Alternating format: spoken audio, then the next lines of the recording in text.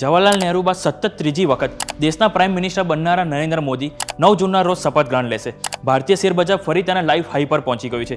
એવા સમયે ક્વેશ્ચન થાય કે હવે ઇન્વેસ્ટ કરવું તો ક્યાં કરવું. Government special theme, defence sector theme. સરકારે ઘરેલું ડિફેન્સ કંપની ઉપર ઘણું ભાર મૂક્યું છે. ડિફેન્સ બજેટ ₹6,21,540 કરોડ તેઓએ ફાઇનાન્શિયલ યર 2024 માટે ફાળવ્યું છે. તો સ્વાભાવિક છે કે ડિફેન્સ કંપનીને સારા ઓર્ડર મળશે અને કંપનીની આવકમાં પણ સારો વધારો થશે.